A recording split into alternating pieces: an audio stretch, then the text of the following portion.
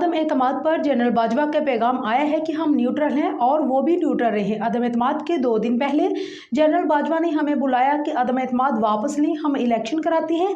शहबाज शरीफ को वजीर आजम बनाने के लिए हमने बहुत मेहनत की। चेयरमैन पीपल्स पार्टी बिलावल भुट्टो की मीडिया से गुफ्तगू। पाकिस्तान पीपल्स पार्टी के चेयरमैन बिलावल भुट्टो जरदारी ने कहा है कि अदम एतमाद पर जनरल बाजवा का पैगाम आया है कि हम न्यूट्रल हैं और वो भी न्यूट्रल रहे। अदम एतमाद के 2 दिन पहले जनरल बाजवा ने हमें बुलाया कि अदम एतमाद वापस लें, हम इलेक्शन करवाते हैं। शहबाज शरीफ को वजीर आज़म बनाने के लिए हमने बहुत मेहनत की।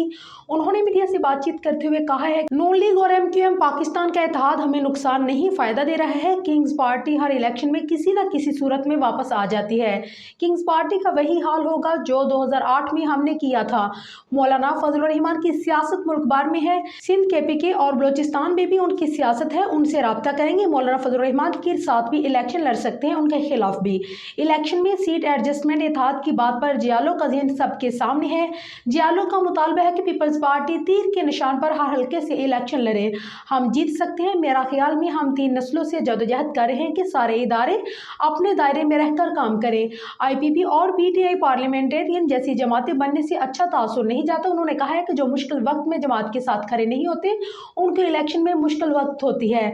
अपनी जमातों से बेवफाई करने वाले इलेक्शन में अपने अमल की कीमत चुकाते हैं। इलेक्शन से जो बागी होते हैं उनको जवाबदेह होना पड़ता है। अदम एतमाद के 2 दिन पहले जनरल बाजवा ने हमें बुलाया था। जनरल बाजवा ने दरख्वास्त की थी कि अदम एतमाद वापस लें, हम इलेक्शन करवाते हैं। अदम एतमाद पर जनरल बाजवा का पैगाम आया कि हम न्यूट्रल रहें और वो न्यूट्रल रहें। शहबाज शरीफ को वजीर आज़म बनाने के लिए हमने बहुत मेहनत की।